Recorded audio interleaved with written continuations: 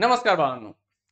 जे विद्यार्थी 11वी सायन्सला ऍडमिशन घेतलेले आहेत त्यांचे कॉलेजेस तर सुरू नाही झाली, पण बऱ्यापैकी कोचिंग वगैरे सुरू झालंय. आणि काही विद्यार्थी आता जे 12वीला पोहोचलेत, ह्या बऱ्याच विद्यार्थ्यांना ह्याच्यामध्ये काय आहे की बाबा एमएसटी सीईटी परीक्षा काय असते. नॉर्मली एमएसटी सीईटी कोण नाही म्हणत आहे, सीईटी परीक्षा म्हणते, कारण सहसा बोलताना सीईटी होते आणि सगळीकडे फेमस आहे. आता फक्त सीईटी परीक्षा काय, हे 11वी 12वी सायन्सला नाही आहे, सीईटी सगळ्यांना आहे. म्हणजे इंजिनिअरिंग ऍडमिशन, फार्मसी ऍडमिशन, मग त्याच्यासाठी एमसीए ऍडमिशन्स आहेत, मग तुम्ही म्हणा डीएड बीएड लॉ, सगळ्या सीट आहेत. तर आपण इथं फोकस करतोय की 11वी 12वी सायन्स नंतर इंजिनिअरिंग, फार्मसी, बीएससी ऍग्री ह्याच्यासाठी ऍडमिशन घेणारी जी काय सीईटीची परीक्षा लागते ना त्याच्याबद्दल. ठीक आहे. तर ही परीक्षा आपल्याला ऍडमिशन प्रोसेससाठी लागते, 12वी नंतर आपण देणार आहोत. मग सिलेबस काय आहे किंवा अभ्यास कसा करायचा, पुस्तकं कशी कोणती वापरायची किंवा कोचिंग वगैरे, हे सगळे व्हिडिओज आपण हळूहळू बनवतोय. आता ऍडमिशन प्रोसेस काय 11वीची चालू आहे, आता ती कधी संपेल काय संपेल माहित नाही. आता ते कसं झालंय माहितीये काय, ती प्रोसेस लटकल्यासारखं चाललंय. कधीच संपणार, कधी कॉलेज सुरू होतील हे घेणं देणं काय आता राहिलंच नाही. कारण जर तितका वेळ विद्यार्थी थांबले तर पुढे नुकसान होणार आहे, नंतर प्रेशर डेव्हलप व्हायला चालू होईल की काय म्हणा कॉलेजेस लेट झालेत, मग अभ्यास वगैरे हे. हा, बऱ्यापैकी विद्यार्थ्यांनी कोचिंग लावलेले आहे, त्यांची कोचिंग सुरू झालेलेच आहे. ओके, आता सीईटीचा पेपर पॅटर्न वगैरे आपण पाहूया की नेमकं कसं असेल. फर्स्ट की काय, एमएसटी सीईटी ही परीक्षा 2 विषयांमध्ये घेतली जाते. एक तर पीसीएम म्हणजे फिजिक्स, केमिस्ट्री आणि मॅथमॅटिक्स साठी, आणि दुसरी पीसीबी फिजिक्स, केमिस्ट्री आणि बायोलॉजी, असे 2 विषय आहेत, पीसीएम आणि पीसीबी. आता ही परीक्षा काय असेल, पीसीएम म्हणजे ज्यांचा मॅथमॅटिक्स आहे, आपण त्याला ए ग्रुप म्हणतोय, तिथं काय इंजिनिअरिंग साठी ऍडमिशन साठी लागतं आणि फार्मसीसाठी पण ऍडमिशन साठी लागेल. म्हणजे पीसीएम जर तुम्ही एक्झाम दिली असेल तर तुम्ही महाराष्ट्रातल्या इंजिनिअरिंग कॉलेजला किंवा फार्मसी कॉलेजला ऍडमिशन घेऊ शकता. बायोलॉजीची पीसीबी एक्झाम दिली असेल तर तुम्ही फार्मसीसाठी ऍडमिशन घेऊ शकताय किंवा बीएससी ऍग्री साठी घेऊ शकताय.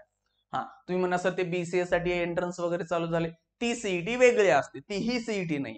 ठीक आहे. मॅक्सिमम मुलं 1.5 लाखांच्या आसपास इथे ऍडमिशन घेतात, 40 ते 50 हजार मुलं फार्मसीसाठी ऍडमिशन घेतात. का, सगळ्यात हायेस्ट ऍडमिशन प्रोसेस 1.5 लाख विद्यार्थी इंजिनिअरिंगला महाराष्ट्रातून जातात. इथे 40 ते 50 हजार फार्मसीसाठी सीट आहेत. ओके. हा, बीएससी ऍग्रीला जाणाऱ्यांचा नंबर थोडासा कमी आहे कंपॅरेटिव्हली. ठीक. तर आपण पेपर नेमका सीईटीचा पॅटर्न काय आहे, तर पहिला काय पाहूया, पीसीएम वाल्यांसाठी फिजिक्स, केमिस्ट्री, मॅथमॅटिक्स किती मार्कांचा पेपर आहे, 200 मार्कांचा पेपर असेल. ठीक, क्लिअर आहे. फिजिक्स किती मार्क, 50 मार्कांचा पेपर. केमिस्ट्री तोही 50 मार्कांचा असेल आणि मॅथमॅटिक्स 100 मार्कांचा. म्हणजे तुम्ही पीसीएम सीईटीचा पेपर द्यायला चाललाय तर मॅथमॅटिक्स म्हणजे गणित हा विषय डबल मार्कांना आहे. फिजिक्स केमिस्ट्री 50-50, मॅथमॅटिक्स 100, असं 200 मार्कांचा पेपर. तर हा पेपरचा अभ्यासक्रम काय असतो, 11वीचा पण असेल आणि 12वीचा पण असेल. म्हणजे असं नाहीये, काही जुन्या काळामध्ये 10-1 वर्षांपूर्वी कसं होतं की फक्त सीईटीचा पेपर 12वीच्या अभ्यासक्रमावर चालायचा. पण आता 11वी आणि 12वी दोन्हीचा अभ्यासक्रम आलेला आहे, त्यामुळे तुम्हाला दोन्ही करावं लागेल. हा, आता काही म्हणजे आता फिजिक्सला काही चॅप्टर आहेत, सगळं 11वीचा अभ्यासक्रम नाहीये, पण जे चॅप्टर जे धडे 11वीचे सीईटीला नाही आहेत ना ते 12वी मध्ये आहेत. म्हणजे काय, आता इलेक्ट्रोस्टॅटिक एक्झाम्पल देतो मी, तो 11वीला थोडा चॅप्टर आहे, उरलेला सगळा चॅप्टर 12वीला आहे. म्हणजे जर तुम्ही 11वीचा चॅप्टर तो केला नाही तर 12वीचा समजणार नाहीये. म्हणजे जे धडे 11वीचे शिल्लक राहतात ना सीईटीला नाही आहेत ते 12वीला आहेत, त्यामुळे तुम्हाला 11वी आणि 12वी सगळंच करावं लागेल. ओके.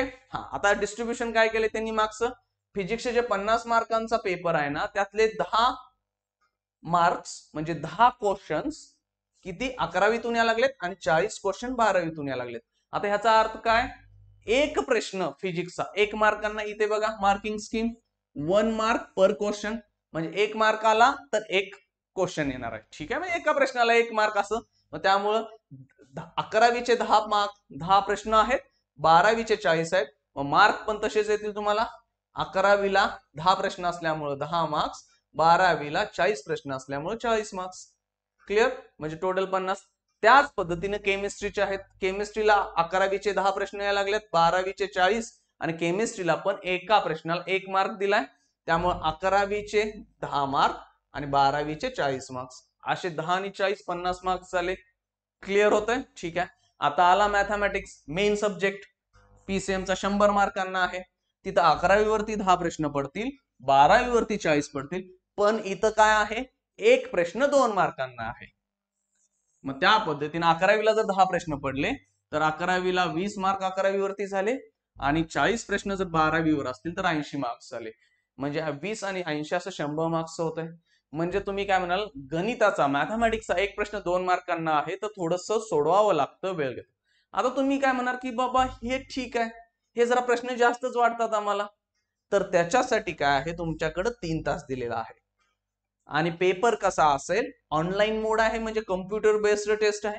कम्प्युटरवरती जायचं, तिथं प्रत्येक प्रश्न असेल आणि त्याच्यावरती पेपर सोडवायचा. म्हणजे अशा पद्धतीचा पेपर नाहीये की तुम्हाला प्रश्न दिले जातील आणि त्याला गोल मार्क करा. OMR शीट मध्ये तुम्ही स्कॉलरशिप वगैरे दिलेले पेपर असतील तर तसा नाही, हा कम्प्युटरवरचा पेपर असतो, शिफ्ट मध्ये असतो.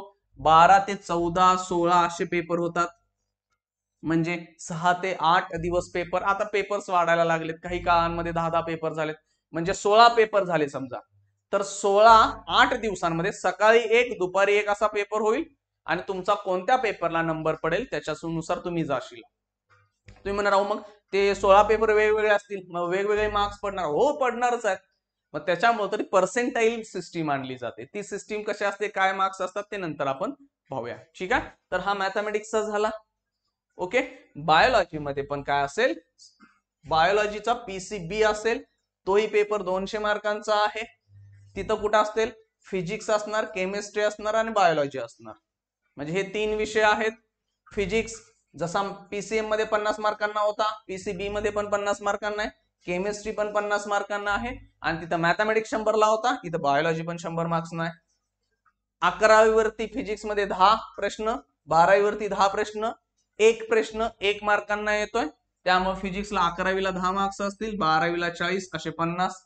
त्याच पद्धतीनं केमिस्ट्रीला 11वी वरती 10 प्रश्न, 12वी वरती 40 प्रश्न, एक प्रश्न 1 मार्कांना, तर 11वी वरती 10 मार्क्स 40 मार्क्स. म्हणजे PCM ला ज्या पद्धतीनं फिजिक्स केमिस्ट्रीला मार्क्स होते त्याच पद्धतीनं बाळांनो इथं काय तुम्हाला PCB ला पण फिजिक्स केमिस्ट्री सेम आहे. फक्त फरक कुठं पडला, 20 प्रश्न कुठे आले, 11वी वरती बायोलॉजीचे आले, 80 प्रश्न 12वी वरती आले, म्हणजे एक प्रश्न 1 मार्कांना आहे.